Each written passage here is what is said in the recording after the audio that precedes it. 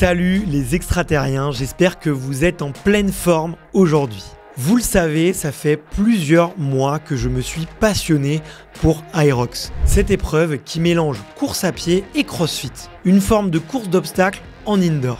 J'ai vraiment envie de performer sur cette discipline, donc je suis allé voir tout simplement le meilleur français, Geoffrey Voisin, pour lui demander de me raconter son histoire et de me donner ses meilleurs conseils pour progresser. 59-46. Mais moi j'étais le premier étonné, je me dis mais comment j'ai pu faire ça quoi. Si tu connais pas Geoffrey, il a été pendant longtemps impliqué sur les Spartan Race, il a d'ailleurs eu de très bons résultats sur la distance, il va nous l'expliquer dans l'épisode. Un des seuls français à être passé sous l'heure dans la catégorie élite et il a participé plusieurs fois au championnat du monde. Aujourd'hui, Geoff, c'est un champion accompli qui dégage beaucoup de sérénité et de confiance en lui. Mais vous allez le voir, ça n'a pas toujours été comme ça parce qu'il a eu une adolescence et une enfance un peu compliquée avec des parents qui n'étaient pas du tout sportifs. J'ai toujours été assez introverti, assez timide, autant dire la vie sentimentale a commencé très tard. Et qu'on me faisait des fois des réflexions, je me suis senti un peu gros en fait. Mais vraiment, dans ma tête, j'étais gros quoi. À l'école, on lui a souvent reproché son poids et son manque d'attention parce qu'il regardait un peu par la fenêtre. Tiens, ça me fait penser un peu à moi ça. Et c'est vraiment le sport et la musculation qui lui ont fait prendre confiance en lui,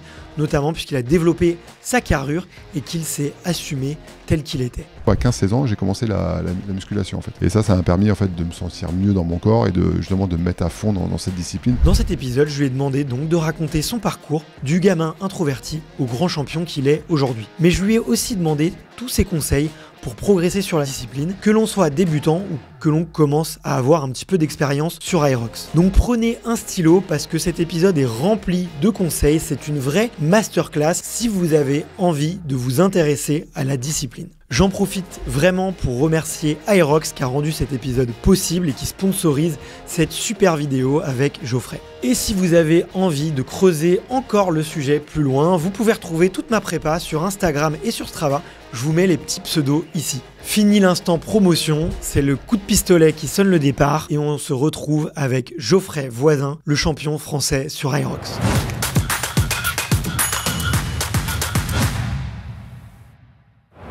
Salut Geoff. Salut Bart. D'ailleurs, je me permets, Geoff, maintenant que je te connais un peu, ça te dérange pas? C'est le surnom que tout le monde te donne? En fait, on m'a plus ou moins toujours appelé Geoff depuis ma nouvelle vie. C'est quand ta nouvelle vie? Elle a commencé quand ta nouvelle vie? La nouvelle vie a commencé à l'âge adulte, on va dire, à partir de 18-19 ans, quand j'ai eu une transition. Je me suis un peu plus affirmé dans mon âge, etc. Donc on m'a dit, j'ai dit, écoutez, maintenant c'est Geoffrey, c'est fini. Mais il est revenu après, mais Geoff, j'aime beaucoup. Hein. Ok. Tu sais que j'ai un copain que j'embrasse d'ailleurs, je sais qu'il écoute très souvent, qui s'appelle Geoffrey et qui arrête pas de dire moi c'est Geoffrey parce que je suis pas froid, je suis frais. Et à chaque fois, j'avais beaucoup aimé sa blague, je sais que ça fait marrer tout le monde. Donc, mais lui aussi, il préfère qu'on l'appelle Geoff, tu vois. Donc on est bien. Mais je préfère qu'il n'y ait pas trop de Geoff non plus. Donc Geoffrey, tu serais sympa de laisser ce surnom. Merci. Écoute, je suis trop content de pouvoir faire ce moment avec toi parce que j'ai un peu l'impression de parler à ma nouvelle idole sportive, tu vois. Depuis que j'ai commencé à Hyrox, là, il y a un peu plus de 6 mois maintenant, où je me redécouvre ma deuxième vie d'athlète, en fait. Tu vois, où ça fait même ma troisième carrière d'athlète. Et quand je vois les perfs que tu fais, tu vois, je me dis... Waouh, j'ai beaucoup de chemin, je suis encore très loin, donc je suis hyper content d'être là, merci beaucoup. J'ai envie qu'on parle un peu forcément de l'Hyrox, mais aussi de tes vies d'avant, comme tu les as mentionnées. Mais avant tout ça, j'ai une question que j'ai posée à tous les grands champions, les grandes championnes qui sont passés sur le podcast, c'est de savoir quel est ton premier souvenir de sport? Alors le premier souvenir de sport, je dirais que c'est ma première année de judo. De toute façon, il n'y en a eu qu'une, donc c'est ma première année de judo et c'est de me retrouver très souvent par terre dans les mauvaises postures. Je dirais pas une mauvaise expérience, mais c'était quelque chose qui a été radical pour moi et me dire voilà, c'était pas forcément un sport pour moi, mais c'est un des premiers souvenirs que j'ai vraiment réels de cette activité judo. Ok. C'était dur du coup? Le judo, en fait. C'est un problème un peu. À cet âge-là, j'avais un peu un problème, c'est-à-dire que j'étais inscrit dans un club de judo avec mon frère. Donc j'ai un grand frère. Donc évidemment, pour côté pratique, on inscrit souvent la fratrie dans le même sport, et c'est mon frère qui voulait faire du judo. Donc Moi, je dis écoute, je suis au judo. Et j'ai vite pas du tout kiffé le judo parce que je trouve qu'il y avait un côté trop de proximité et j'ai envie de dire presque malodorante. Non, Ok. mais après, c'est pas pour critiquer. Hein, et en fait, j'avais du mal avec ça, d'être sur le sol qui sentait mauvais, Ouais. qui sentait les pieds, etc. Bon, c'est un peu hard parce que j'adore en fait, j'adore en soi le judo, mais à cet âge-là, c'est un peu ce que j'avais en fait, ce que j'avais. Donc, c'est pas des grands souvenirs, mais et en plus, j'étais pas très très bon. J'étais un peu trop lourd pour mon âge et je pense que ce qui faisait que je me retrouvais souvent avec des grands et en mauvaise posture. Du coup, j'ai pas trop kiffé quoi. Ok, ok. On sent déjà le mauvais perdant, quoi, ou le gagnant, celui qui aime gagner. T'avais quel âge à ce moment-là? J'avais 8 ans. C'était en Ok. CE2, il me semble. Ouais. Ok, d'accord. Ouais. T'as fait d'autres sports, du coup? Ouais, alors j'ai fait des sports avant. J'avais fait du basket pendant quelques mois exactement. Pareil, ça m'a pas plu du tout. Il y avait un club de basket à 20 mètres de chez moi. Ma mère nous a inscrits. Je me rappelle encore j'ai quelques petits souvenirs, mais peut-être un petit peu moins. Je sais que j'ai vraiment pas accroché sur ce sport. J'ai toujours adoré le basket en tant que, à l'époque, moi je suis plutôt une époque où il y a le streetball qui a complètement explosé. Et ça, j'ai adoré ce côté streetball. Mais à 6 ans, je me retrouvais pas dans ce truc de basket ouais, pour moi, c'était pas, ça me parlait pas, quoi. C'est pas un sport qui me parlait. J'adorais vraiment le côté outdoor, donc il me fallait un truc plus outdoor. Après, j'ai pratiqué le tennis de table, que j'ai encore indoor, que j'ai beaucoup aimé, en fait, que je pratiquais également à l'époque. Encore une fois, je suis une génération où on avait tous des tables de ping-pong à l'école et c'était un peu l'activité de la récré. Donc j'adorais ça, mais après en compétition, ça n'a pas duré longtemps, ça a duré 1 an. Et j'avais surtout une grosse vocation que mes parents voulaient pas parce que c'était soi-disant dangereux, c'était de jouer au foot. Donc Ok. moi, je dis c'était de jouer au foot, c'est pour ça que toutes ces années je faisais les sports, un petit peu des sports, un peu de tous les sports, mais mon vrai sport que je voulais faire c'était le foot, mais apparemment c'était trop dangereux pour mes parents, quoi. Ah, ok. Tes parents trouvaient ça dangereux? Oui. Parents, grands-parents, enfin, etc. Tous les gens qui m'accompagnaient un petit peu dans mes sports disaient non, ça c'est des sports assez, violents, dangereux. Enfin, l'image qu'ils avaient de ça, c'était Ok. quelque chose d'un peu violent, quoi. Bah, moi, je sais que mon père m'a inscrit au foot, que je suis revenu, que j'ai dit un gros mot, et il a dit, voilà, c'est un sport de voyous. On va arrêter le foot tout de suite. J'ai fait un cours de foot. Donc, depuis, j'en ai pas refait. Ok, et tu rêvais de sport de haut niveau, gamin? J'ai rapidement, du coup, quand même, au final, j'ai fait du forcing et j'ai joué au foot, au final. Mais rapidement, j'ai toujours eu cet esprit de compétition assez jeune. Après, je me suis pas dit que je serais sportif de haut niveau quand j'avais 8-9 ans, mais quand j'ai commencé à jouer au foot, c'est là que j'ai eu encore plus d'engagement dans la compétition et j'adorais cet esprit de compétition. J'adorais cet esprit collectif, en fait, qu'il y avait au sein du foot. Malgré une ambiance toujours un peu aléatoire, on va dire. C'est vrai que ça peut être assez spécial comme ambiance, surtout quand on est jeune. Mais j'ai toujours adoré vraiment cette compétition, cette rivalité face à une équipe et de vouloir absolument gagner, quoi. Je me rappelle de rentrer chez moi. En fait, c'est beaucoup mes grands-parents qui s'occupaient de moi par rapport au sport. Je rentrais chez mes grands-parents. Si j'avais gagné, j'étais super heureux. Si je perdais, des fois, je pouvais pleurer d'avoir perdu, quoi. C'était jamais ma faute, d'ailleurs, hein. La faute des autres. Tu jouais quel poste? Alors, j'ai joué au début, j'étais sur le terrain. Et un jour, je sais pas pourquoi, on a dit écoute, il nous faut un gardien. On va tester plusieurs personnes et je me suis retrouvé à un moment, je sais pas pourquoi, je me suis retrouvé gardien. On m'a dit tiens, t'es bon toi dans les buts. Et je me suis retrouvé gardien finalement, que j'étais pas du tout, je m'étais pas du tout dit je serais gardien et finalement ça m'a bien plu. Ok, d'accord. Ouais. Ouais. T'étais déjà grand? J'ai une croissance plutôt lente au début. J'étais pas forcément très grand. Mais j'étais plutôt. J'adorais plonger, sauter dans tous les sens. J'étais assez casse-cou, quoi. Ok. Donc, gardien correspondait un petit peu à ça. Ok, ouais. Ouais, parce que jeune, il faut aimer se prendre des coups quand même, gardien, tu vois, faut pas avoir peur. Hein. Ce que j'ai rapidement aimé, c'est qu'à l'entraînement, on est un peu plus sollicité finalement que les joueurs.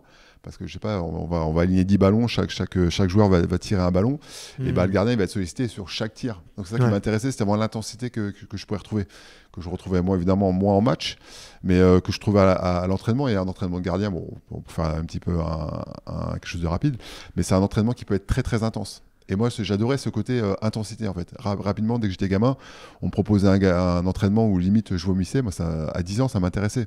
Alors que les autres copains, je voyais dans l'équipe, c'était plutôt, voilà, dès qu'il fallait courir, dès qu'il fallait mettre un peu d'intensité, il y avait moins de monde. Les enfants à cet âge-là, ils préfèrent jouer au ballon, mais moi, j'adorais vraiment ce côté, d'avoir la boule de sang dans la gorge, quoi. Mais je me souviens, moi, du seul cours de foot que j'ai pris, les gardiens, ils faisaient un suicide. Et je me disais, mais à quoi ça sert de faire un suicide quand t'es gardien? C'est assez drôle d'ailleurs, ouais, qu'il y ait un entraînement si intense, alors que, moi je le voyais comme une position où la principale qualité c'était l'explosivité, quoi. Mais ouais, après, tu l'expliques comment? Après, il y a plein de choses. Après, bon, je ne suis pas non plus le meilleur spécialiste pour ça, mais je pense que le gardien, il y a aussi toute cette partie physique qu'on a quand même besoin, parce qu'un match entier, il faut quand même toujours être aux aguets. Faut être, c'est vrai que ça reste un travail assez explosif, mais malgré tout, ça reste un poste où il faut une sacrée condition physique pour tenir des matchs, tenir surtout et rester hyper concentré jusqu'au bout. Ouais. Parce qu'en fait, à la fin, on n'est pas physiquement le plus fatigué du monde, mais il y a une espèce de fatigue nerveuse qui est là parce que du coup on est toujours en attention, dans une attention totale, quoi.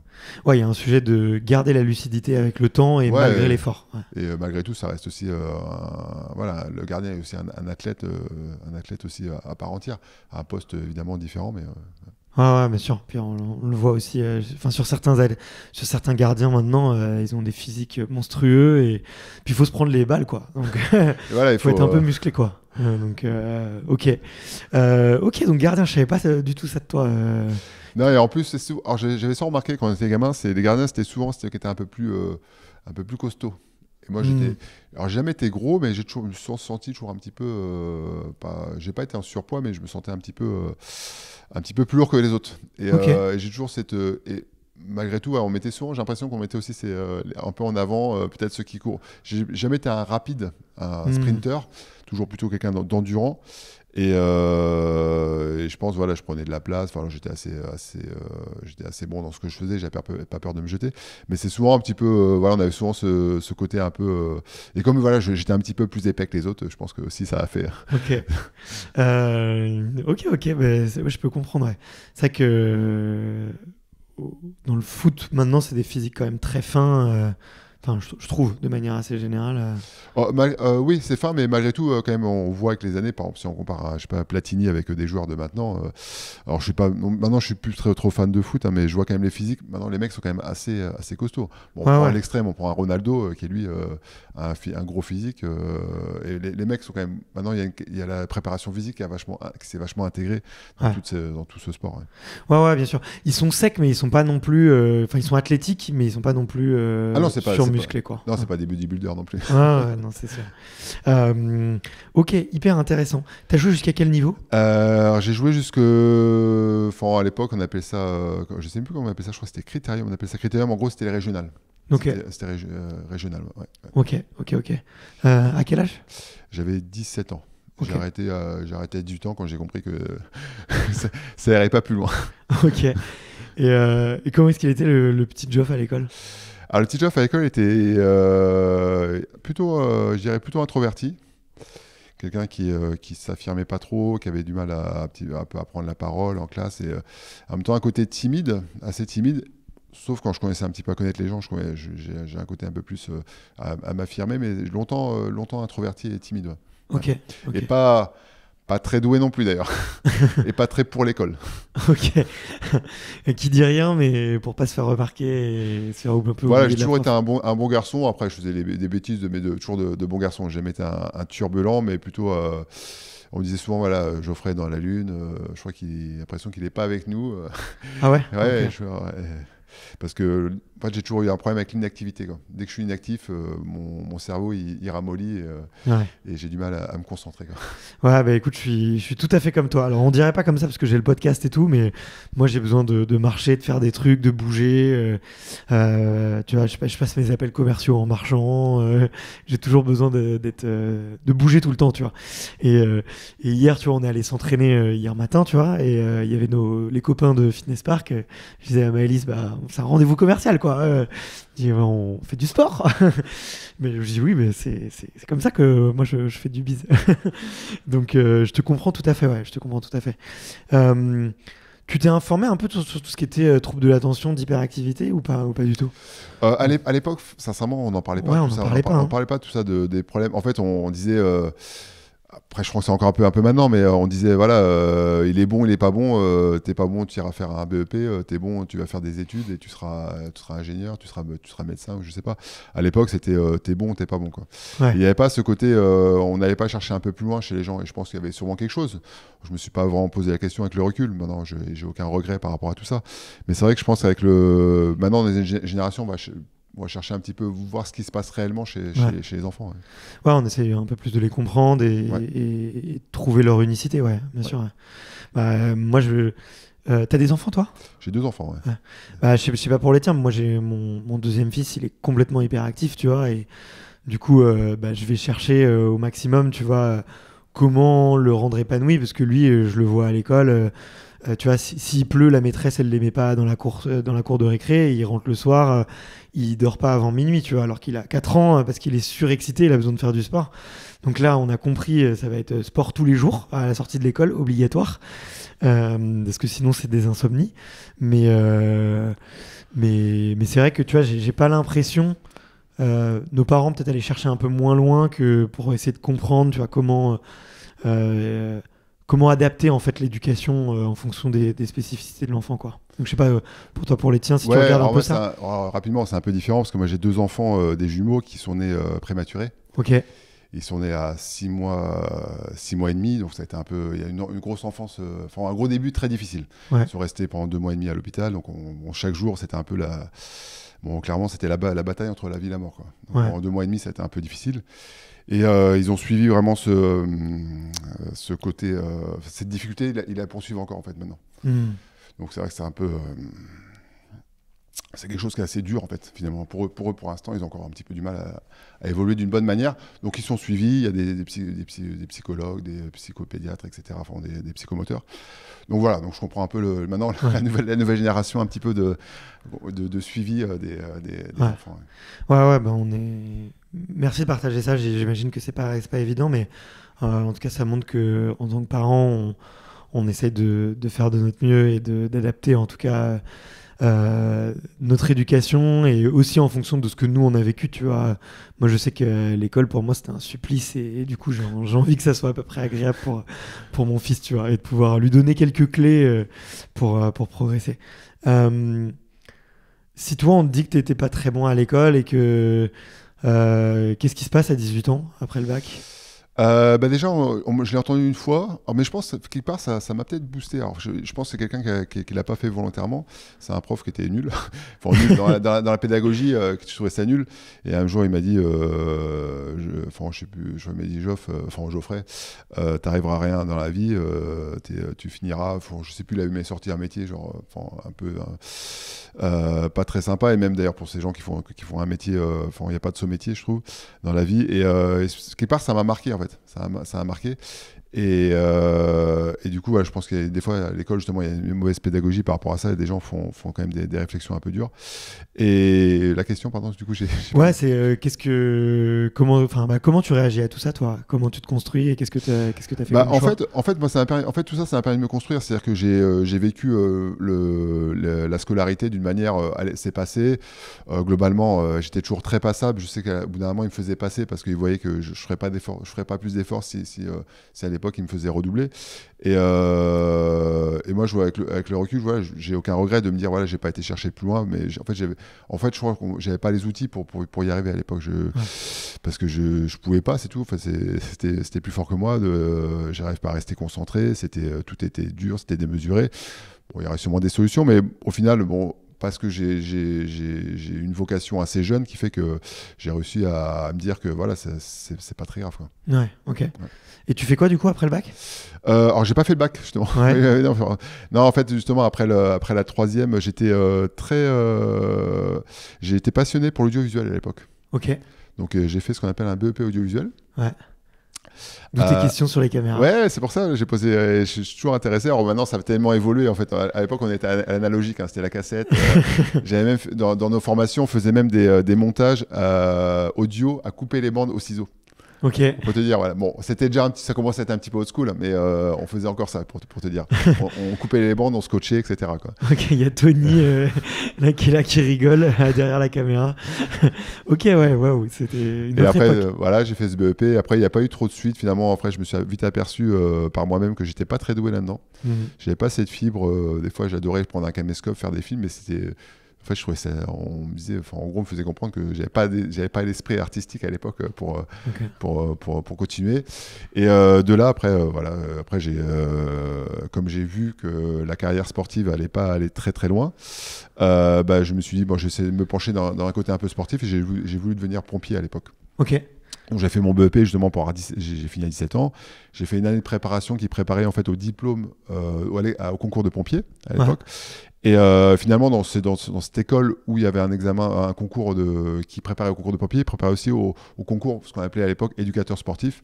C'est toujours éducateur sportif, mais grossièrement, on appelle ça des coachs maintenant. Ouais. Et en fait, j'ai basculé sur ce côté de vouloir devenir en fait coach en fait à l'époque tout simplement, parce que bon à l'époque j'avais aussi des problèmes. J'étais un peu l'époque d'adolescence. J'ai pas été quelqu'un de turbulent, j'ai pas fait des mauvaises choses. Par contre, j'étais un peu perturbé par pas mal de choses.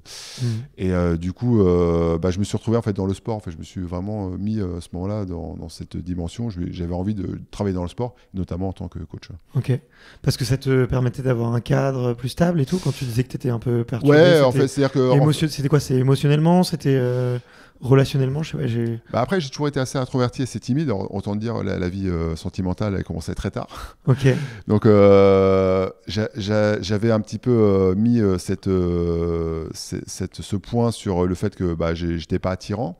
Et comme j'étais à un moment je me sentais un petit peu en surpoids et qu'on me faisait des fois des réflexions, je me suis senti un peu gros en fait. Mais vraiment, dans ma tête, j'étais gros quoi.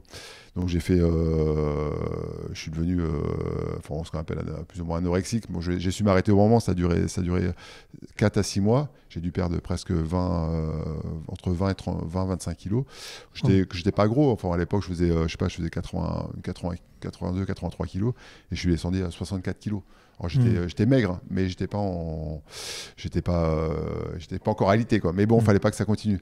Okay. Et je me sentais forcément pas bien dans mon corps. Et c'est là que à 16 ans ou à 15-16 ans, j'ai commencé la musculation en fait, en parallèle des sports que je faisais.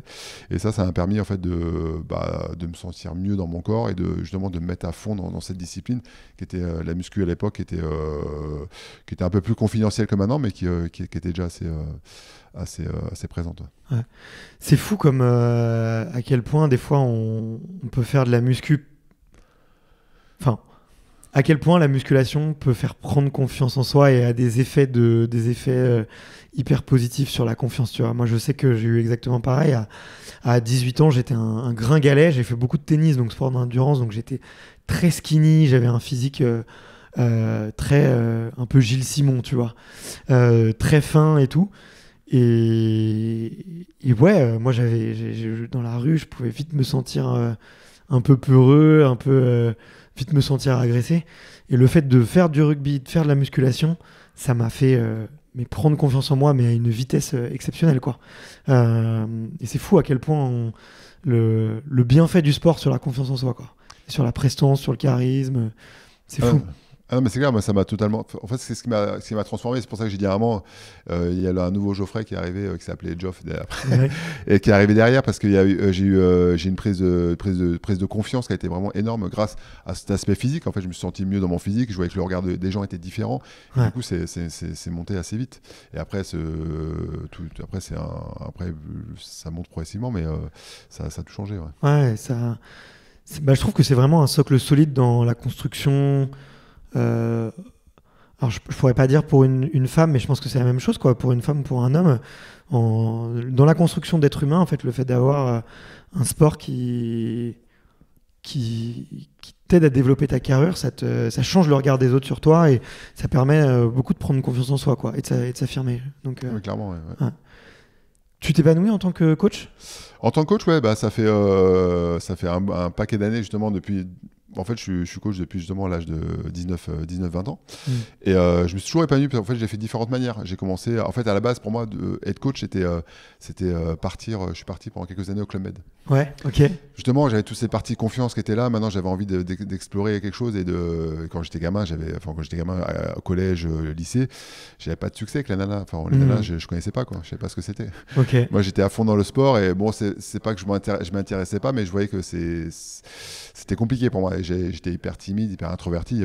Et à un moment, à partir du moment où justement j'ai commencé à m'affirmer, à me sentir bien, j'ai fait OK, je vais devenir coach parce que déjà j'ai envie de partir, je vais pouvoir faire mon métier au Club Med.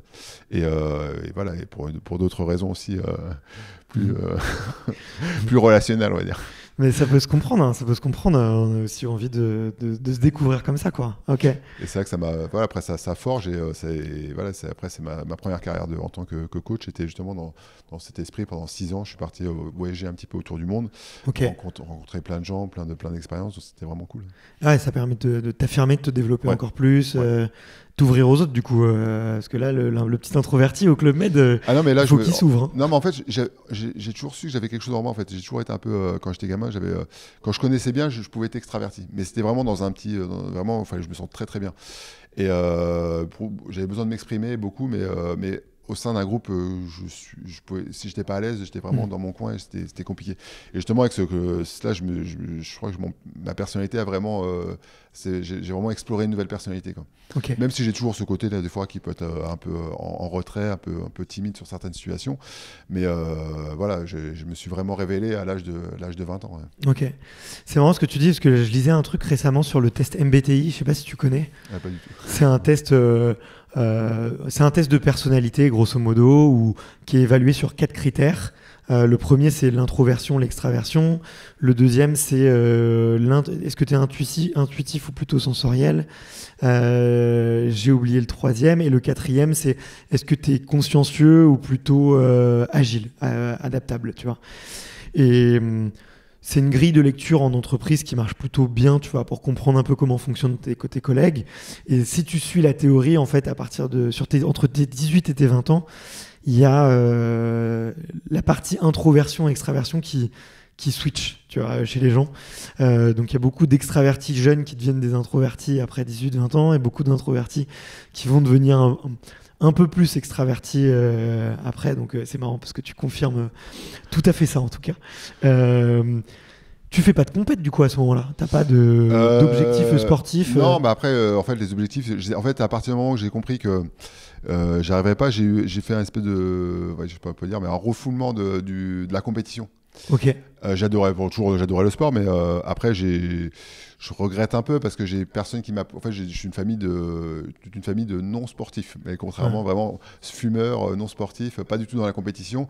Donc j'ai personne qui m'a poussé, en fait, qui m'a donné goût en fait à la compétition, qui m'a dit tiens, ça serait bien que tu fasses ça. Bon, à l'époque, j'avais des possibilités peut-être d'aller chercher un peu plus loin, mais quand t'as pas quelqu'un derrière qui te pousse et qu'en plus au niveau scolaire c'était compliqué, autant dire que ça n'a pas été plus loin. Mais bon, j'ai eu des petits regrets pendant un moment. Je me suis dit bon, ça aurait. Bon voilà, après j'ai fait une espèce de refoulement, tout ce qui était compétition, j'avais plus envie. Justement, j'ai eu envie de faire la fête, de m'amuser, faire du sport, rencontrer des gens, ça c'était vraiment ma motivation, c'était ça. Okay. Et pendant toutes ces années, et au bout d'un moment, ouais, la compétition c'est revenu beaucoup plus tard. Ouais. Ok, ouais. Et est-ce que tu as eu aussi un peu cette phase, bon, en tout cas moi j'ai eu pour moi une petite phase un peu de colère aussi, tu vois, vis-à-vis de ma famille, où me dire ok, moi je suis un peu différent, je suis pas moi je suis un ultra sportif, j'ai envie de performer et tout. Il y a eu un moment où ouais, j'étais où je me suis fermé un peu à ma famille, tu vois, où j'étais un peu dur avec eux.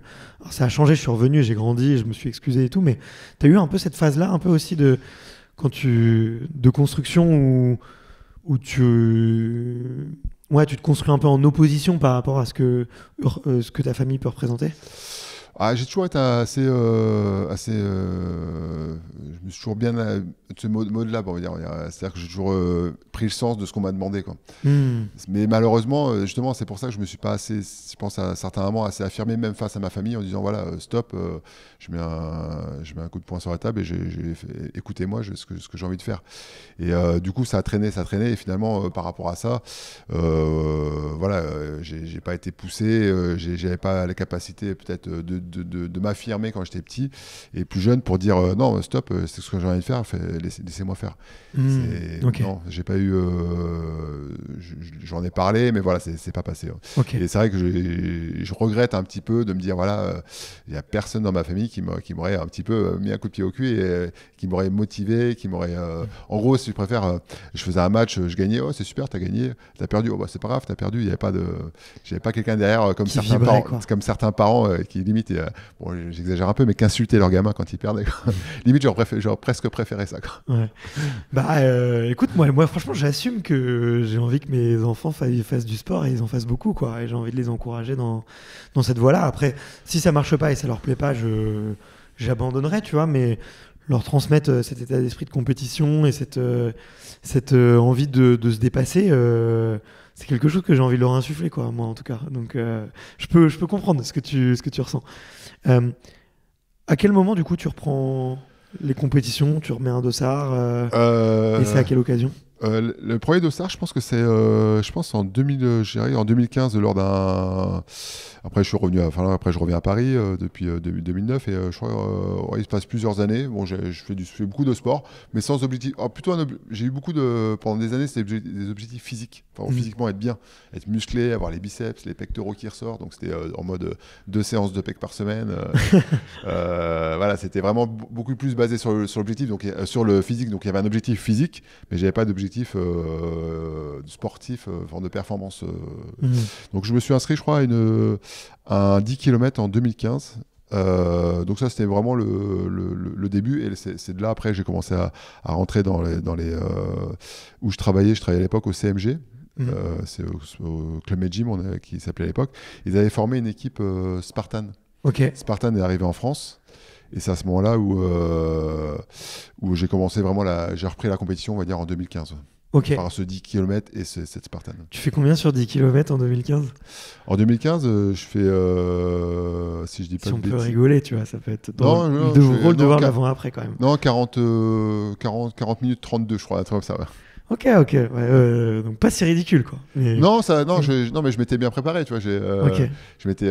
C'est vrai qu'après, quand je fais quelque chose, j'aime bien me préparer à fond, tu vois. Me dire voilà, si j'y vais pas à moitié. J'en fais pas souvent, autant le faire au maximum. Ok. Quelle perf tu fais du coup quand tu commences les Spartans au début? 2015 c'est le début en France. Je dis 2015, en fait c'est 2014, tu vois, j'ai fait une erreur. J'ai fait une erreur, c'était en 2014. En France, ça arrive en 2013 sur le circuit Paul Ricard. Et la première date à Paris, c'était à Jablines, la base de loisirs de Jablines en région parisienne, en septembre 2014. Ok, c'est très bien d'être précis et d'être exact. Tu fais quel type de performance à l'époque? À l'époque, je termine, je vais pas dire de bêtises, je crois que je termine 16e. C'était ma première fois. Et après, comme on était au sein d'une équipe, on avait le meilleur athlète s'appelait à l'époque Vincent Di Mietto, et je termine juste derrière lui de l'équipe. Donc c'était un petit peu la fierté, c'était d'arriver derrière le leader de l'équipe. Et du coup, d'avoir fait une belle course. Après, j'ai eu plein de pénalités parce que les obstacles, ça me parlait pas, quoi. Au début, je m'étais entraîné physiquement, mais à faire des obstacles, c'était un peu compliqué. Donc j'étais super content d'avoir fait d'être rentré dans on va dire dans le top 20, quoi. Ok. Qu'est-ce qui te plaît à l'époque dans ce type de course? Ce qui me plaît, rapidement, ce qui m'a plu, en fait, c'est vraiment ce côté dépassement. C'est d'aller chercher au bout, déjà en extérieur. Moi, j'ai toujours adoré les sports extérieurs. D'aller chercher au bout et en fait, tout ce côté hyper varié, quoi. Tu vas sauter des murs, se porter des charges, travailler d'équilibre. En fait, tu travailles vraiment sur toutes les qualités physiques. Donc, en fait, ce que j'adore, c'est que tu n'as pas besoin d'être bon à fond dans quelque chose. Si tu es à peu près moyen, voire bon dans chaque épreuve, tu peux t'en tirer. Tu n'as pas besoin d'être excellent dans quelque chose pour être dans les bons, on va dire. Bon, après, ça s'est un petit peu avéré. Après, le sport a évolué. Après, c'est devenu plus un sport pour les trailers. Mais à la base, c'était vraiment un sport qui était... tu pouvais être bon en étant... entre guillemets, moyen dans chaque épreuve. Ouais, exactement. Ouais. À chaque fois, les sports un peu hybrides, au début, c'est ça. Tu vois, c'est pas le spécialiste qui gagne, mais c'est plus les profils un peu équilibrés qui vont l'emporter. Et d'ailleurs, sur Aerox, ça a été un peu ça aussi au début. C'est des profils très, très équilibrés qui gagnaient. Et Maintenant, on voit qu'il y a certains types de profils qui se dégagent, mais au début, c'est toujours le plus complet qui domine, je trouve. Ah oui, clairement. Ouais. Et après, il y a un profil qui se dessine. C'est vrai Ouais. qu'au début, je me rappelle quand j'avais fait la première Spartan, on avait tout de suite mis en avant les gagnants dans notre tête, c'était les crossfitters, quoi. On disait crossfitter, on disait le mec, ça va être les marmules parce qu'il faut porter, il faut machin, mais évidemment, on s'apercevait pas que c'était pas du tout ça, quoi. On était vraiment en décalage avec le fait que justement le plus musclé, il va se fatiguer sur la course et porter des charges pendant 1 kilomètre, c'est pas ça du tout, quoi. Ouais. Le combo c'était pas le combo, le crossfitter, c'était pas le combo magique, on va dire. Ouais, puis il y a vite eu beaucoup de trailers et des mecs venus de la montagne qui sont venus remporter des courses en plus. Bah après il y a vite, voilà, après il y a des profils qui se dessinent, et après il y a surtout justement après il y a les spécialistes. Après tout simplement on se dit au début c'est qu'il faut venir de quel sport. Bon, ok, on vient de quel sport, mais après si pour rester dans le top, il faut vraiment après faut presque se dédier à cette discipline. Ouais. C'est ce que tu as fait toi avec Spartan? Ouais, après je me suis dédié vraiment à fond dedans. Je suis vraiment resté parce qu'après on était suivi, justement, on était suivi par le Club Med Gym à l'époque qui nous sponsorisait en partenariat avec le Spartan. Donc on faisait toutes les courses françaises ça durait pendant 3 ans. Et je me suis vraiment dédié à ça pendant toutes ces années, hein. Mais vraiment à m'entraîner que autour de ça, quoi. Ouais. C'était quoi ta meilleure perf? Meilleure perf, c'est d'avoir terminé 6e en élite. Ok. En élite, au départ, j'étais souvent dans le top 10, top 15. Et là, j'avais fait un top 6, enfin un top 6, un top 10, on va dire. Ok. Mais j'étais arrivé 6e et j'étais super, super content, quoi. Ok. T'as pu faire les championnats du monde? Alors, j'ai pas eu l'opportunité de faire les championnats du monde parce que je me suis pas donné les moyens de le faire. Malgré tout, bon, j'ai comme beaucoup. Après, la qualification en Spartan, elle était pas non plus elle est pas non plus maintenant peut-être. À une époque, elle était assez difficile au début parce qu'au début, c'était vraiment fallait être en catégorie élite, fallait faire un top 10 pour entrer dedans. Et mais après, voilà, c'était une logistique. Fallait partir. À l'époque, c'était qu'aux États-Unis. Donc à l'époque, je voyais pas le sport avec autant de déplacements. Ok. Pour moi, c'était encore nouveau. C'était un peu ce côté, ces sports nouveaux. On se disait pas, je vais partir jusqu'aux États-Unis. Il y en a qui l'ont fait. Et au début, c'était vraiment des individualités. Et maintenant, bon, ça s'est un peu démocratisé le voyage. Mais à l'époque, tu te disais pas, tiens, je vais partir à l'autre bout du monde, quoi. Ouais. Qu'est-ce qui a fait un peu le succès de Spartan? On avait l'impression que c'était, je vais pas dire une secte, mais il y avait un esprit, quoi. Tu vois, il y avait un esprit sur les Spartans.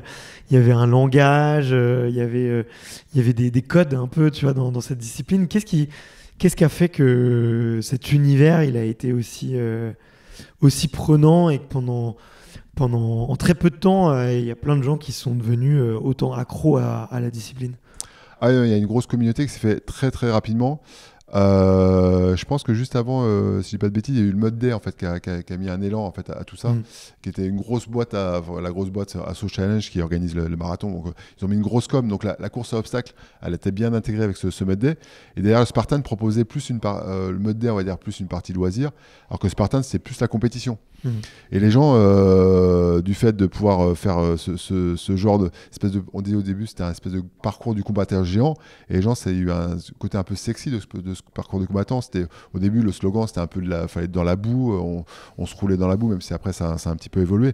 Mais il y avait vraiment une communauté qui s'est fait. Il y avait un cri de guerre aussi qui était assez emblématique, où les gens se retrouvaient là-dedans. Et je pense que c'est aussi une époque où il y a eu un espèce de virage. Il y a eu le CrossFit qui est arrivé quelques années plus tôt. Il y a cette Spartan qui a un petit peu surfé sur un nouveau concept qui parlait à tout le monde. En fait, tout le monde pouvait terminer une Spartan. Ouais. Tout le monde peut terminer une Spartan avec plus ou moins de temps, parce qu'après, tu as un système de pénalité. Si tu n'arrives pas à un obstacle, tu fais ta pénalité, mais tout le monde peut y arriver. Il n'y a pas de facteur limitant. Au pire, tu mettais 3 heures, 4 heures, 5 heures. Après, le mieux, évidemment, c'était d'être préparé, mais tout le monde peut y arriver, quoi. Ok. Donc, t'avais des gens de 16 ans à 70 ans, quoi. Ouais, c'était assez exceptionnel. Ouais. Moi, j'en ai des très très bons souvenirs d'être sur ces lignes de départ et tout le monde qui venait un peu en découdre, se dépasser, se challenger, avec plus ou moins de sérieux d'ailleurs. Il y avait un côté très dépassement de soi qui donnait beaucoup envie. Ouais. À quel moment, du coup, tu découvres Hyrox dans tout ça, si tu fais plusieurs saisons? Aerox, j'ai découvert ça en 2000, en fait, je crois 2019 à 2020. Alors c'est ça a dû commencer, je crois, en 2017-2018. 2019, je crois avoir vu des images, et surtout en 2020, lors du confinement. Alors je sais pas, franchement, même pas dur la manière que j'ai vu. Hein. J'ai vu passer sûrement un post, un truc avec les systèmes d'algorithmes, on se retrouve devant. Voilà, et j'ai vu cette publication sur Aerox qui proposait un challenge à la maison, quoi, un home challenge, enfin, je sais plus comment, la home compétition, et sur 5 semaines. Donc tu avais 5 semaines, une fois par semaine, tu devais redonner ton score, éventuellement te filmer si on te demandait la vidéo. Et bon, ce qui n'avait pas forcément rien à voir avec Aerox, mais c'était vraiment l'idée, c'était un challenge par semaine, et il y avait vraiment une compétition. Et c'est là que j'ai découvert. Après, j'ai commencé à regarder un petit peu les images qui se passaient, et ça, c'était en 2020, et je termine, je crois, 60e du concours. Donc loin devant les premiers. D'ailleurs, je me suis toujours posé la question, est-ce que c'était vraiment réel les scores des premiers, mais bon. Enfin bref, ça c'est. Et du coup, j'ai découvert, et ça commençait à me parler. C'est-à-dire que je voyais des images du truc. Enfin, je comprenais pas forcément trop, mais je voyais des trucs qui poussaient, et je voyais des gens des vidéos de gens qui se dépassaient, et ça commençait à me parler. Ouais. Donc en 2020. Ok. Qu'est-ce qui t'a plu du coup dans le concept ? Ce qui m'a plu, encore une fois, c'est le dépassement. C'est en fait, j'ai été plusieurs fois blessé en fait en Spartan. Du fait aussi, bon, j'ai toujours été un poids lourd, donc au début justement j'ai eu pas mal de résistance en Spartan, et après au bout d'un moment, bon, je me suis retrouvé toujours dans des bons par rapport à mon poids, mais mon poids a fait qu'au bout d'un moment, sur du trail, ça handicape aussi. Hein, enfin, ça handicape, ça tire pas à la performance, quoi. Quand tu fais plus de 90 kg, 95 kg, bon, voilà. Et là, je me suis retrouvé parce que, en fait, je me suis souvent blessé au genou, enfin, des petites blessures, enfin, jamais très graves, mais des ménisques où des fois, je pouvais pas courir. Donc, j'ai fait beaucoup d'entraînements croisés. Je faisais beaucoup de rameurs, justement, en salle de sport, je faisais du skieur, je faisais du vélo en salle, etc. Et je m'entraînais avec beaucoup sous forme de WOD, parce que du coup, à l'époque, je travaillais aussi dans une salle de CrossFit. Et du coup, déjà, je m'entraînais un peu dans une dimension avec tout le matériel qu'on peut retrouver en fait en Aerox. Okay. Donc ça m'a parlé assez rapidement, et je me suis dit, carrément faire une compétition avec ce qu'on fait à l'entraînement, c'est génial. Ok, très cool. Et c'est quoi la première course que tu fais du coup ? La première course que je fais, c'est à Stuttgart le 8 novembre 2021. Ok. Tu peux nous raconter ? En fait, tout simplement, mais je voyais ces images qui tournaient. En fait, après, évidemment, il y a eu le confinement. Après, les compétitions, ça a mis du temps à reprendre. Et ça a dû reprendre en début 2021, je pense. Enfin, je ne vais pas dire de bêtises, mais ça a repris en gros en 21. Et je commençais à avoir des images passées, je commençais à avoir des gens que je connaissais un petit peu qui faisaient ces compétitions. Des Français ou des Européens ? Il y a, ça s'appelle Grégoire Rezonico, qui avait fait en 2021 justement ces championnats du monde, qui avait lieu à Leipzig en Allemagne. Okay. Je savais pas qu'il les avait fait, ok, d'accord. Ouais, parce que lui, il a gagné plusieurs fois. Ah oui, lui, c'était à la base, c'était un gros champion de Spartan. Il a marqué au moins deux grosses saisons. Il était dans le top 3 français, dans le top 10, top 20 mondial. Ah ouais. Et derrière, il s'est mis à faire ça, et je voyais des images de lui. Il avait fait je crois peut-être 2 compètes. Et après, j'ai continué le temps est passé. À un moment, je me suis dit, bon, et je regardais, en fait, tu étais là, comme des fois, tu es un peu acharné, tu regardes pendant des heures les événements, les machins. Et à un moment, je dis à ma nana qui adore voyager, en fait. Elle adore le sport, mais c'est plus le sport loisir, mais elle adore le sport et le voyage. Et je dis, écoute, j'ai vu une compétition qui a lieu à Stuttgart, c'est juste à côté de Strasbourg, on n'a pas fait Strasbourg. Est-ce que ça te dit de faire un week-end à Strasbourg ? Et là, bingo, elle a dit oui, on est parti justement faire ce week-end, et là, ça a été la révélation de la première Aerox. Ok. Tu nous racontes la course ? Alors la course, c'est simple. Alors déjà, rien qu'avant de commencer, je crois que je connaissais déjà un peu tous les champions. Je m'étais déjà bien renseigné sur qui était champion. Et comme tu vois, en Aerox, tu as ce qu'on appelle une starting list. Plusieurs jours avant, tu sais qui va concourir. Donc déjà, je savais tous les favoris, tous ceux qui allaient être là, sans prétention aucune. Mais... Ouais, donc tu vas quand même avec un œil de. Ah non, j'y vais en winner. J'étais quand même préparé, même si je me suis inscrit au final 10 jours avant. Mais dans ma tête, je m'étais déjà préparé depuis un moment parce que ça cogitait. Ça faisait des semaines, ça cogitait. Je me suis vraiment inscrit en dernière minute. Mais, et du coup, je vois tous ces profils, en fait, ces mecs qui m'impressionnaient. En fait. À l'époque, il y avait, c'était le champion du monde actuel qui était là. Il y avait tous les, on va dire, il y avait 5 mecs du top 10 quoi, qui étaient là le jour J. Et en plus, j'avais de la chance, non, je dis bêtise. Non, j'étais pas dans leur vague. Du coup, j'étais sur la vague d'après. Mais je les vois en fait au départ et en fait ça m'impressionne en fait de les voir courir à une allure mais impressionnante pour moi. Je les vois et j'étais tout de suite impressionné par ces mecs-là, des mecs un peu costauds, des mecs qui couraient très vite et du coup et finalement voilà donc première course, je me donne à fond et je termine en 1h08. Donc ce qui me classe en fait finalement 8e de la compétition. Ok, en pro. En pro. Okay. En pro et premier en catégorie d'âge à l'époque. Waouh. Voilà. Et du coup là je me qualifie directement en catégorie d'âge pour les championnats du monde et c'était déjà affiché que ça sera à Las Vegas à cette époque et j'ai ma femme qui me dit écoute cette fois-ci tu fais pas le con, tu t'inscris et on y va. en allusion avec les Spartans où j'avais toujours dit non j'y vais pas. Elle a fait l'allusion écoute maintenant t'as arrêté tes conneries, ok maintenant tu as gagné, va au bout des choses. Et là, j'étais au bout des choses. J'ai dit, écoute, ok, je me suis inscrit justement au championnat du monde à Las Vegas après une première course, sans réfléchir. Bon, dans ma tête, c'était déjà fait, quoi. C'est de me dire, c'est un sport que j'adore et je veux continuer. Ok. Belle histoire quand même. Ouais, du coup, ça a été assez vite. Et après, ça s'est assez rapidement enchaîné. Après, j'ai eu ma deuxième course qui a eu lieu à Madrid. Okay. 2 mois après, donc le 19 décembre. Et là, je me suis encore mieux préparé parce que du coup, je savais à quoi m'en tenir. Je savais mes points faibles où j'avais pêché. Et je me dis, alors je regardais les scores. On se fait des petits comptes d'apothicaire. Là, je peux gagner 20 secondes. Là, je peux gagner 30 secondes, etc. Et du coup, je me dis, bon, là, je descends à 1h04 et je pourrais faire partie du top 30. Et pareil, je pars en vague numéro 2 ou 3 parce que quand t'es pas favori, ils te mettent dans des vagues un petit peu au hasard. Tu as souvent 5-6 vagues différentes selon les événements. T'es en première vague que si tu as un score qui a été confirmé ou si t'es mis au hasard s'ils ont besoin de remplir la vague. Mais en gros, j'étais mis en 3e vague à l'époque. Et par le plus grand on va dire des étonnements, je fais moins d'1 heure. Wow. Je fais 50 minutes 46. Je sais pas d'où ça sort. Attends, 50 minutes Non. 59. 59-46. Exactement, je me rappellerai longtemps parce que c'est un score qui m'a permis de me qualifier en élite derrière.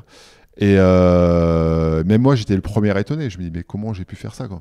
Je me suis dit, ok, je me suis bien préparé, mais de là, de passer à 1h08 à 59 minutes, je sais pas ce qui s'est passé. Quoi. Donc, est-ce que j'avais le feu dans les jambes? Qu'est-ce qui s'est passé?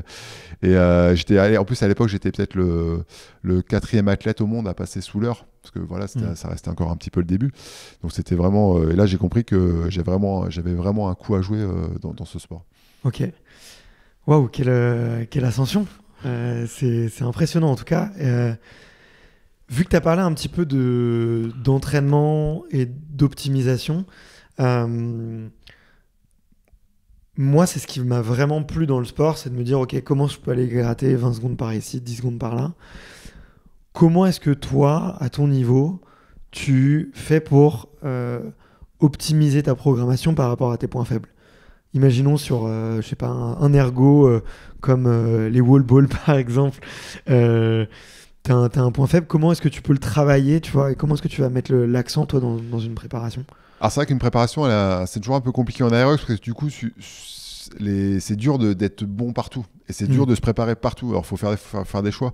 Il faut se dire ok, peut-être que je laisse un petit peu mes points forts de côté, je vais taper un peu plus sur mes points faibles ou inversement, dire ok, j'ai un point fort, peut-être que je peux être encore meilleur, etc. Donc il faut essayer de jauger un peu. Donc moi ce que j'ai fait, c'est que j'ai d'abord tablé à fond sur mes points forts. Les points forts que j'ai rapidement montés. J'ai regardé beaucoup de vidéos.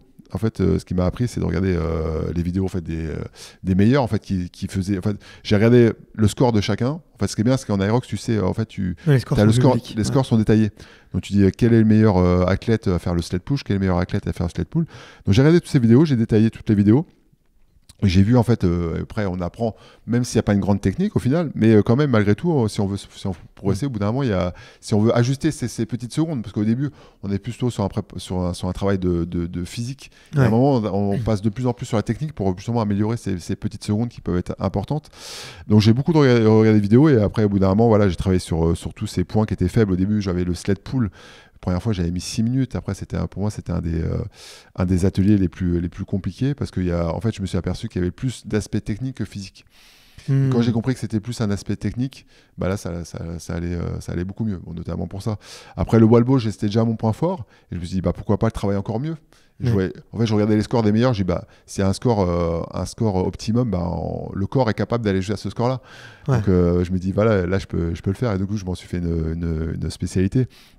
Après, ce qui va être dur, c'est d'être bon, de garder ses scores et d'avoir une régularité sur chaque course. Ouais. Il n'y a pas toujours la course idéale où ok, bah, je suis bon à ça, donc du coup, ça fait tel score. Ok, ouais. Et petite question pour moi là sur la course à pied, tu vois. Alors, via les Spartans et via le triathlon, tu vois, j'ai fait beaucoup d'entraînements alternés, tu vois, où tu alternes de la course à pied et soit du vélo, soit de la nage, ou soit vraiment des exercices de préparation physique. Toi, dans un cycle de prépa à peu près classique, tu vois, sur une semaine, tu vas te faire combien de séances justement avec de la course à pied alternée avec de la préparation physique générale? Parce que moi, c'est vraiment le truc où je me suis dit, waouh, être capable de s'enchaîner 8 fois, cette alternance, c'est vraiment, pour les jambes, c'est pas naturel. Quand tu viens de la course à pied ou même quand tu viens du triathlon, c'est complètement nouveau, quoi. Et pour moi, ça joue beaucoup, en fait, cette capacité à redémarrer, tu vois. Et du coup, je me demandais, toi, comment est-ce que tu le travaillais? Alors, je travaille pas forcément. En fait, j'ai souvent un système de cycle qui fait que je travaille pas forcément toutes les semaines. Vraiment, ce qu'on appelait le compromise run. Ouais. C'est vraiment d'alterner un exercice et du run. Course ou compromis, ouais. Voilà. Et c'est pas forcément quelque chose que je travaille toutes les semaines, mais je le fais plus. Je le fais souvent avec des ergos.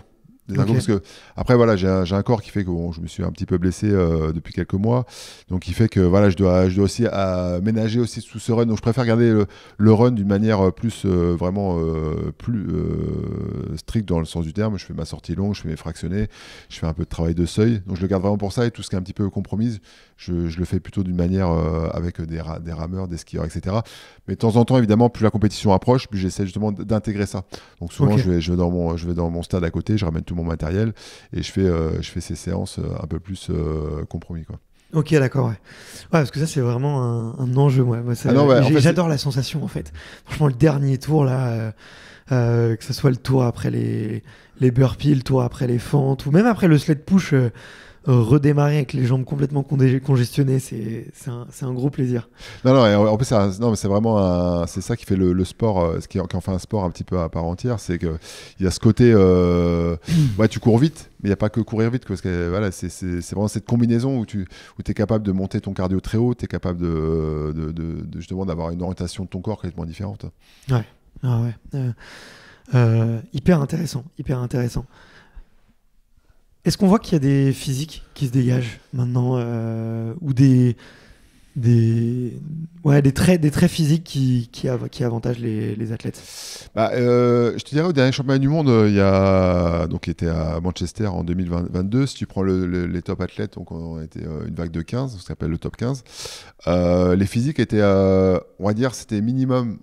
Globalement, on était plutôt dans un physique de mecs qui font minimum entre 80, on va dire une fourchette entre 80 et 90 kilos, des mecs qui sont plus ou moins assez grands, qui font au moins, globalement les meilleurs à plus d'1m80, ouais. Un peu moins ça arrive, mais c'est souvent des grands avec quand même un poids pas trop léger.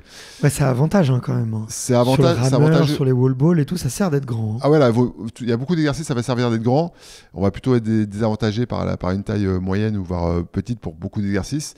Ça peut ne pas handicaper sur certaines choses, mais voilà, globalement, c'est quand même des gens assez grands, quand même assez musclés. Malgré tout, il y a des exceptions. Il y a quand même des exceptions. Il y a des mecs qui sont hyper fins, mais qui ont un cardio de fou et qui courent très vite et qui ont quand même cette force de pouvoir enchaîner avec des exercices. Mais si on prend un profil, ouais, quand même, je dirais qu'il y a quand même un profil un peu assez musclé quand même. Ah ouais. Les Américains d'ailleurs sont très épais, quoi. Voilà, c'est pour ça, si on prend les Américains, voilà, si on prend l'exemple, les mecs sont capables le champion du monde qui s'appelle Hunter McIntyre, il fait plus de 90 kilos et c'est lui qui court le plus vite, malgré que ce soit le plus lourd du truc. Il court le plus vite, il est le meilleur aux épreuves, donc bon. Ouais, il est un peu surnaturel. Ouais. Il a fait de l'aviron, non? Il a fait de l'aviron, du kayak. Alors, Il n'a pas été tenté de faire une Olympiade ou de se qualifier pour une Olympiade dans un sport d'eau, justement. alors ouais, il y a un an, il avait décidé en fait d'arrêter l'aérox pour se mettre à fond pour intégrer l'équipe américaine de kayak. Ok. Alors, je sais plus quelle distance, parce que je connais pas forcément trop la spécificité, mais c'est du kayak en ligne. Enfin, c'est pas dans les rivières. Ouais, c'est du sprint. Ouais, c'est du sprint, ouais. Donc vraiment hyper comme explosif. Maxime Beaumont, qui est notre champion. Et après, je connaissais pas trop la spécificité, mais apparemment, bon, ça a pas marché. Et du coup, là, il est revenu justement sur l'aérox, et je crois qu'il a pété encore plus la baraque. Je crois que ça l'a surmotivé de revenir. Et il a fait plusieurs records du monde depuis. Ouais, non, il est costaud en duo et en solo, c'est assez impressionnant. Et je te rejoins tout à fait sur, franchement, les vidéos, tu vois, c'était une partie d'entraînement que je faisais pas trop avant, sur de la course à pied ou sur du triathlon. Et là, j'ai vraiment passé du temps à regarder les vidéos et il y a plein de petits détails sur lesquels j'ai pu progresser. Tu vois, par exemple, sur le ski erg, je me suis rendu compte que 90% vous montiez sur la pointe des pieds des athlètes, tu vois, et c'est quelque chose que je faisais très peu. Donc, tu vois, j'ai beaucoup travaillé sur mes mollets pour aller chercher de l'extension, parce que justement, moi, avec mon tout petit 1m80, je suis pas très grand et il faut aller chercher de l'amplitude. Sur la position, sur le sled push aussi, de voir que vous faisiez des petits pas plutôt que des grands pas. Et ouais, moi j'ai beaucoup progressé avec cette partie vidéo. Ouais. Toi, t'es allé chercher. Ça a été quoi tes gros axes de progression à titre individuel? Le wall ball et le sled push. Sled pull. Ok. Sled push, je suis parti de très loin. La première. Tu peux nous dire un peu les apprentissages que tu as fait au niveau technique? Déjà, le wall ball, on va dire, le wall ball, c'était déjà quelque chose que je faisais beaucoup de thrusters, beaucoup de mouvements qui engageaient les épaules, les jambes, etc. Du polyarticulaire. J'ai mon petit WOD de base que je propose à pas mal d'athlètes que j'entraîne, qui engage beaucoup ce travail d'épaule, de bras et ce travail de complet, qui fait, voilà, j'ai bien progressé dessus. Les axes d'amélioration, voilà, c'était de faire beaucoup de travail de thruster, justement, travail de surpoids, c'est intéressant le surpoids. C'est-à-dire que le jour J, le poids pour moi, ça sera le 9 kg en wall ball, c'est éventuellement de travailler avec un 13 kg pour sentir que derrière le 9, c'est facile. C'est comme j'ai fait une fois en main, et quand on fait même, je fais en double mixte avec ma partenaire, le wall ball c'est 6 kg, donc j'ai l'impression d'avoir un petit ballon, quoi. Ok. Et après, voilà, c'était essentiellement, voilà, de travailler au-delà du travail physique, aussi le travail technique où je peux gagner des secondes. Au début, je sais que le wall ball, je dis, mais comment ça se fait? J'ai l'impression d'aller vite. Pourquoi je mets autant de temps? Je me suis aperçu en fait que le ballon, à chaque fois, je le ramenais au niveau du ventre. Je me suis dit, non, le ballon, après, évidemment, le wall ball, l'idée, c'est d'avoir une distance courte. Bon, il faut le ramener où pour que ça soit plus court? Tu le ramènes au niveau du visage. Donc, je gagnais 30 cm aller, 30 cm retour. Donc, cumulé sur 100 reps, bon, voilà, tu fais le calcul. Et il suffit de renforcer. Ça fait beaucoup. Ok. Et sur le sled pull, qu'est-ce que t'as bossé? Ce que j'ai bossé, c'est surtout, comme je t'ai dit tout à l'heure, j'ai oublié que c'était un exercice de force. Plutôt un exercice, comme j'ai plutôt ça, comme je dis à certaines personnes que je prépare, c'est comme une chorégraphie. Prendre ça comme une chorégraphie, tu comptes dans ta tête. Alors moi, je compte par exemple 1, 2, 3, je vais, 1, 2, 3, je reviens, 1, 2, 3. Voilà, c'est d'être vraiment coordonné. Il y a plus de coordination que de force. Et si tu es coordonné et tu enchaînes tes pas d'une manière comme une choré, ça vient tout seul. Que de forcer, parce que je vois beaucoup de gens, ils forcent d'un coup, ils ralentissent, c'est trop saccadé. C'est pas un mouvement saccadé, c'est un mouvement pour moi qui doit être fluide en fait. Le sled pull, c'est un mouvement de fluidité. C'est pour ça que des fois, si t'es pas concentré dans ta tête, c'est un mouvement qui est difficile. Moi, ça m'est déjà arrivé, sentir que en cours, je me sens pas au top et la tête, elle va pas avec les jambes. Et du coup, là, je sens que le sled pull est pas bon. Dès que mon esprit est vraiment bien dedans, c'est le genre de mouvement, t'as une certaine sérénité. Ouais. Ouais. Donc c'est vraiment. J'ai compris que c'était un exercice, c'était pas forcément. Et je l'avais vu en fait en regardant les vidéos, les meilleurs, c'était pas forcément les plus costauds. Je me dis, mais attends, lui, il est pas gros, comment ça se fait qu'il arrive, enfin, il est pas hyper musclé, comment c'est qu'il arrive aussi vite? Et ça, je me suis dit, mais en fait, non, c'est pas forcément c'est pas qu'une question de muscles, on va dire. Ouais, exactement, ouais. Puis ouais, il y a tout un sujet, peut-être aussi d'angle, de façon de tirer pour que profiter un peu de l'élan du chariot une fois qu'il a. Oui, une fois qu'il a évidemment. commencé Après, à voilà. glisser, Et après, mais après, je veux dire, si j'ai un conseil à donner, c'est vraiment rester sur un mouvement fluide. Cherchez pas à trop forcer. Ouais. À chercher, je vois des gens, ils se penchent complètement en avant, ils tirent à fond avec le dos. Ça met du temps à tirer. Enfin, ça casse le rythme en fait. Il faut avoir du rythme. Ok. Je retiens le conseil pour moi. Comment est-ce que tu t'échauffes, toi, sur ce type d'effort-là est-ce que tu vas...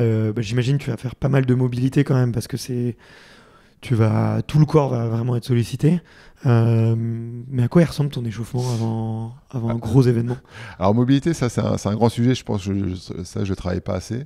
Okay. C'est toujours un truc que je le fais, hein, mais pas... Évidemment, j'en mets un peu, mais sûrement pas assez. Après, je suis un diesel, donc j'ai du mal à partir vite en course. Pour que je parte vite et pour que je sois bien, il me faut un gros échauffement. Et ça part très vite. Et c'est parce que ça part très vite. Donc, en général, je prends déjà au moins 1 heure. L'échauffement, pour moi, c'est 1 heure avant. Waouh, ok. C'est 1 heure avant la course. C'est souvent... Ce que j'aime bien, si j'ai l'occasion... Alors, ça dépend un peu de l'événement. Si on a la possibilité, c'est de courir, si je peux courir pendant 20-25 minutes. Un petit easy jog pendant 25 minutes, commence à mettre un petit peu des accélérations, des talons-fesses, un peu des gammes, etc. Mais vraiment axer vraiment une grosse partie de l'échauffement sur le run. Okay. C'est ce qui permet vraiment de m'engager et de me sentir mieux sur la partie course. Notamment, c'est quand même, faut rappeler que c'est un effort qui part sur la course. Donc c'est là qu'il faut être prêt, c'est vraiment sur la partie course. Après, souvent j'enchaîne sur 1000 mètres de rameur, 1000 mètres de skieur pour engager un petit peu tout le corps. Quelques travails de mobilité, quelques travails de hanches, de levée de jambes, etc. Et voilà, pour moi, c'est... et après, encore une fois, quelques petites accélérations, des fois, sur les dernières minutes. Pour rester vraiment en température, parce qu'après, souvent, tu rentres 10 minutes avant dans la zone. Donc, souvent, j'ai tendance à un petit peu être toujours un peu en excitation dans la zone. Je sautille sur place pour garder cet échauffement, quoi. Ok, et tu es à combien de BPM à ce moment-là? Ou à combien de pourcentage de ta fréquence max? Alors, sur toute cette heure, tu imagines à un rythme assez bas, j'imagine? Ouais, c'est assez bas. Alors, moi, j'ai le cardio des fois qui monte assez vite, mais dès que je cours un peu, je suis presque à 150. Donc, j'ai un cardio qui... Alors, pour dire, j'ai pas toujours de montre. J'avoue, je cours pas toujours avec une montre. Des fois, j'en ai, des fois, j'en ai pas. J'aime bien courir aussi sur ces jours-là, détacher un petit peu de la montre. Et voilà, donc, mais ouais, on va dire, je pense 140, 150. Quand je fais mes footings. Ouais, bien sûr. Après, quand je relâche, ça descend. Sur la course, j'ai lu qu'un conseil qui était d'essayer de rester le plus longtemps possible à 85% de sa fréquence max, grosso modo. Et que si tu arrives à faire ça, normalement, tu fais ta course parfaite. C'est toi l'expert. Je dis à peu près vrai. Ouais, après là, je te parlais à l'échauffement. Hein. Ouais, bien sûr. Moi, je te demandais pour l'échauffement. Mais effectivement, pendant la course, j'ai vu qu'il fallait être à 85% de sa FCM. Donc... Tu confirmes à peu près? À peu près, j'ai une FC aux alentours de 200. Dans les 200, j'ai déjà eu les scores sur le terrain, sur des gros efforts, j'ai eu 200, 202.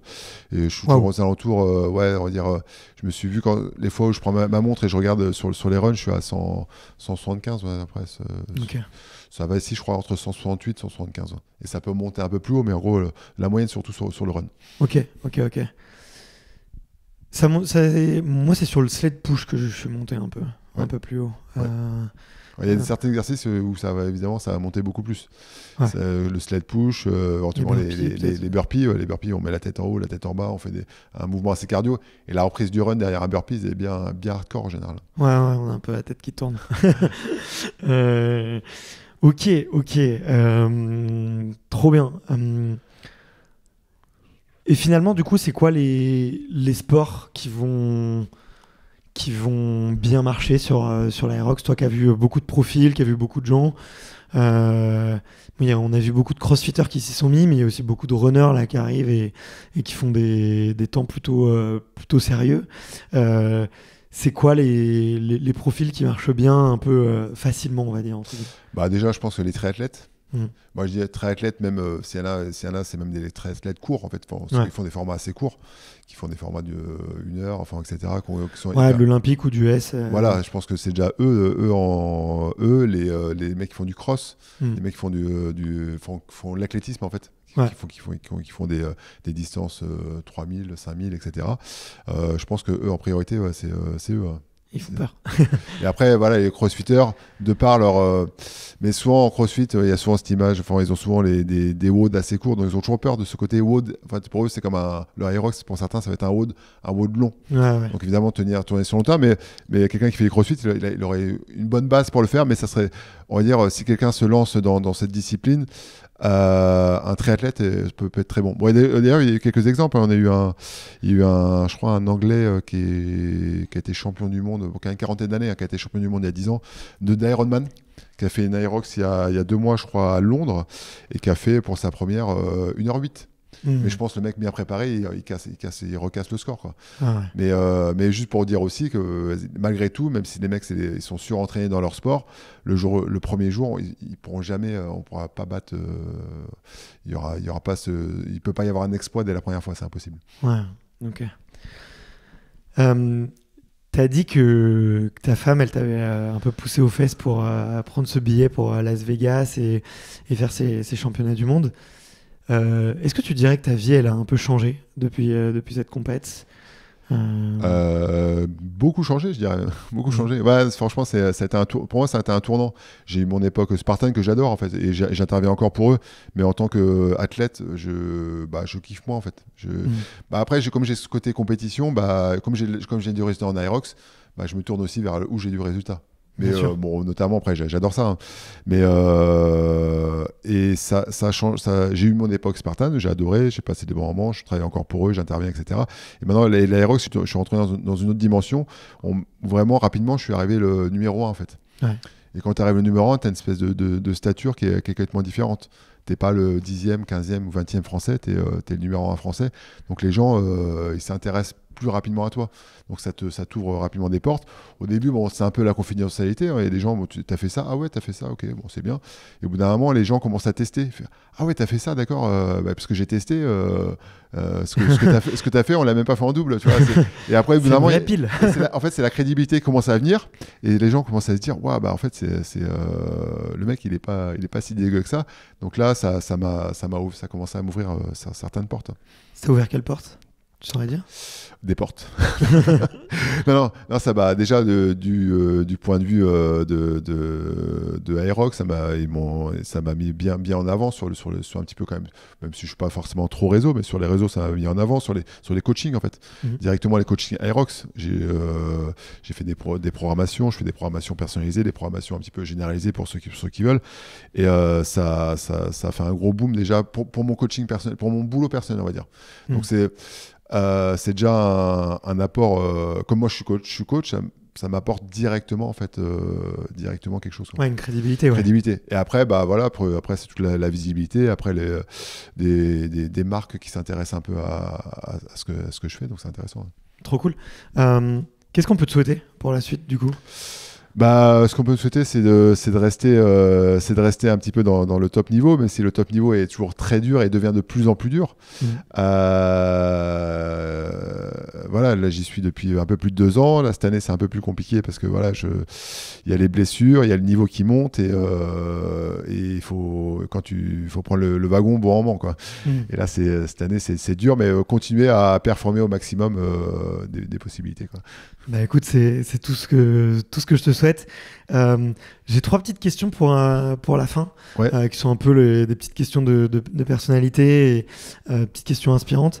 Est-ce qu'il y a une phrase qui te sert un peu de mantra et que tu aimes bien te répéter souvent dans les moments soit un peu de doute ou sur les lignes de départ ou les matins où tu n'as pas envie de t'entraîner? Est-ce qu'il y a une phrase qui revient souvent et que tu as envie de partager? Alors c'est pas forcément une phrase, j'ai plutôt des moments, en fait, qui m'inspirent de moi, en fait. Okay. De moi en train d'être dans l'émulation, la victoire ou quelque chose que en fait, c'est plutôt un ressenti, en fait. Dans le ressenti de moments où voilà, si je m'entraîne, c'est pour revivre des moments entre guillemets de plénitude ou de victoire ou d'accomplissement, en fait. C'est plus ça, j'ai pas forcément de phrase en soi. Même si j'ai une certaine détermination à m'entraîner pour pouvoir y arriver, mais c'est plutôt cette espèce je pense toujours à ce ressenti que j'ai besoin. Ok. Est-ce qu'il y a un film, un livre, une musique ou je sais pas, un créateur de contenu que tu regardes beaucoup et qui toi sur lequel tu vas trouver de l'information ou trouver de l'inspiration? Ouais, j'aime bien. En fait, j'aime bien certaines chaînes YouTube. Je m'intéresse plutôt au niveau autour du running, en fait. Ok. Autour du running, j'aime bien. Alors moi, les noms, le problème, c'est qu'à chaque fois, je les regarde, mais les noms, j'oublie toujours.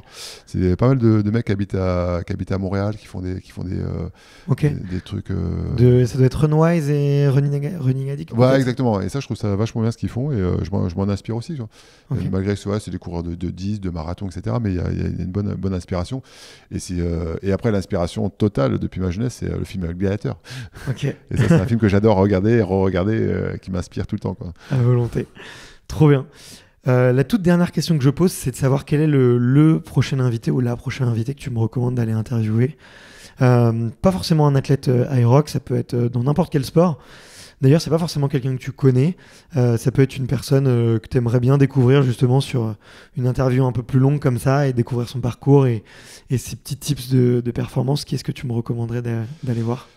Alors, ce que je te recommanderais d'aller voir, c'est... alors, j'ai pas d'idée en tête, mais c'est peut-être d'aller voir sur un sport hyper confidentiel. Ok. J'ai pas d'idée, comme ça, pourrait pas un joueur... ou des sports qui montent, comme le paddle, par exemple. Des sports, des athlètes de paddle, où je suis pas forcément spécialiste, mais pourquoi pas aller dénicher des sports comme ça. Voilà. Qu'est-ce qui t'inspire, toi, dans ces sports un peu de niche ou ces sports un peu intimistes? Bah, c'est que tout le monde peut... En fait, je crois que j'ai l'impression, voilà, tout le monde peut... c'est un peu une deuxième carrière, en fait. On peut y arriver en deuxième carrière. Le foot, ça se passe jeune. Le basket, le tennis, tout ça se passe jeune. Il y a des sports, je pense qu'on peut tirer son épingle du jeu avec même à 20 ou 30 ans. En aérox, on peut commencer limite le sport et être champion à quelques années plus tard. En run, c'est pareil. Et même en paddle, bon, même si je pense qu'il y a beaucoup de vécu de tennis, il y a des mecs qui peuvent arriver sur le tard et se mettre à certains sports un peu plus confidentiels ou des sports, voilà, avec la maturité. Ouais. Ok, mais effectivement je confirme, les sports un peu nouveaux, ça rebat un peu les cartes et ça permet de voir différents profils, et souvent effectivement on voit des athlètes qui font une deuxième ou une troisième carrière sportive et c'est plutôt cool. Merci beaucoup Geoff. Merci à toi, c'était un grand honneur d'avoir été invité pour cette belle émission. Et ben écoute, t'as très bien joué ton rôle et puis je te dis à très vite pour un entraînement du coup. Merci, à très vite et bonne journée à toi. Yes, salut. Salut.